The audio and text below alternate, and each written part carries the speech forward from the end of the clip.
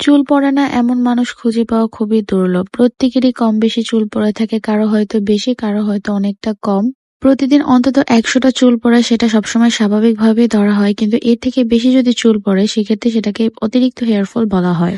আর আমি মনে করি এই সমস্যায় ভুগছে না এমন মানুষ খুঁজে পাওয়া খুবই দুর্লভ। আর এই চুল পড়া যাতে বন্ধ করা যায় সেজন্য আমরা কত কিছুই ব্যবহার করে থাকি, কত ধরনের তেল, কত রকমের হেয়ার প্যাক এবং অনেক কিছু ব্যবহার করার পরেও আমরা অনেকেই তেমন ভালো রেজাল্ট পাচ্ছি না। আর গত ১ থেকে ২ মাস আগে আমিও ঠিক একই সমস্যায় ভুগছিলাম, যার কারণে আমি অনেক রিসার্চ করি এই ব্যাপারে।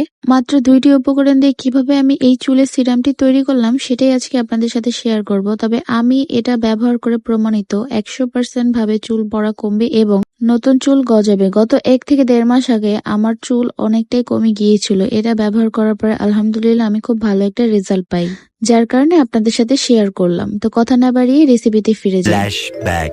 তো হেয়ার সিরামটি বানানোর জন্য আমি যেই বোতলের মাপ করে বানাবো সেই বোতলের ৩ বোতল পানি দিয়ে দিলাম। এই বোতলে মাপ করে আমি ৩ বোতল পানি দিব। এটা ভালো মতো জাল করে এখানে আমি ১ বোতলের পরিমাণ করে নিব। ১০ থেকে ১৫ দিনের বেশি এই সিরামটি ব্যবহারটা না করাই ভালো, যেহেতু আমরা এখানে কোনো কেমিক্যাল ইউজ করব না, সম্পূর্ণ ঘরোয়া উপায়ে সিরামটা তৈরি করব। আর আমার এই বোতলটা অন্তত ৭ দিন পর্যন্ত আমি ব্যবহার করি, যার কারণে প্রতি ৭ দিন অন্তর অন্তর আমি এই সিরামটা তৈরি করি। পানিটা গরম হয়ে আসলে এখানে আমি রোজমেরি দিয়ে দিব ২ চামচের মতো, আর নিয়েছি ৭-৮টার মতো তেজপাতা।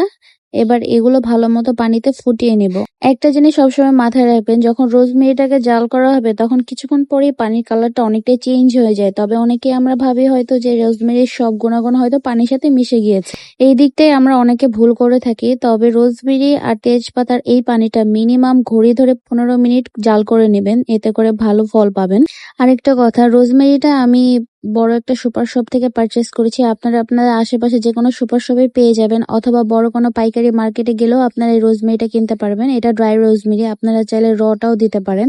তবে আমি মনে করি ড্রাই রোজমেরিটা দিলেই বেশি ভালো। তো এবার আমি ভালো মতো জাল করে নেব ঠিক ঘড়ি ধরে ১৫ মিনিট।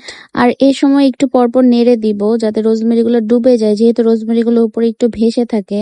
আর চুলার আঁচটা একদম মিডিয়াম টু লো দিতে হবে, বেশি কমানোও যাবে না, আবার বেশি হাই হিটেও দেওয়া যাবে না। বেশি হাই হিটে দিলে খুব তাড়াতাড়ি পানিটা শুকিয়ে যাবে। তো এই যে ১৫ মিনিট পর ওই যে দাগ দেখা যাচ্ছে, আমার অতটুকু পানি ছিল আর শুকিয়ে এখন বর্তমান অবস্থা এরকম। তো এই অবস্থায় আমি আর কিছুক্ষণ জাল করে এবার চুলাটাকে অফ করে এই মিশ্রণটাকে ঠান্ডা করে নেব ভালো মতো। তারপর এই যে পানিটা ঠান্ডা হয়ে আসলে এবার আমরা সিরামটাকে ভালো মতো ছেঁকে নিব, যাতে এই তেজপাতা রোজমেরিটা আলাদা হয়ে যায়। মূলত আমাদের ওই পানিটাই খুব দরকার। তো এবার আমি ভালো মতো ছেঁকে নিচ্ছি। তারপর ছাঁকা হয়ে গেলে এবার আমি একটা এয়ারটাইট স্প্রে বোতলে ভরে নেব। এটা আমি ৭ থেকে ১০ দিনের মধ্যেই শেষ করার চেষ্টা করি, এর বেশি ব্যবহার না করাই ভালো। তবে আপনাদের হাতে যদি সময় না থাকে আপনারা সর্বোচ্চ এটা ১২ থেকে ১৫ দিন পর্যন্ত ব্যবহার করতে পারবেন, এর বেশি ব্যবহার করার কোনো দরকার নেই। আপনারা ফেলে দেবেন, এটা নর্মাল ফ্রিজে রেখে আপনারা সংরক্ষণ করবেন।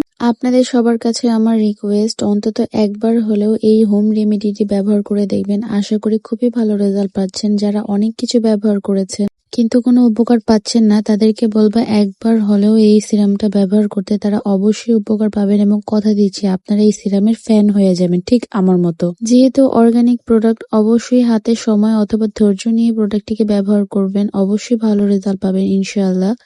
তো আজকের মতো ভিডিওটাকে এই পর্যন্তই রাখছি। আশা করি সবার এই রেসিপিটি খুব ভালো লেগেছে। আল্লাহ হাফেজ।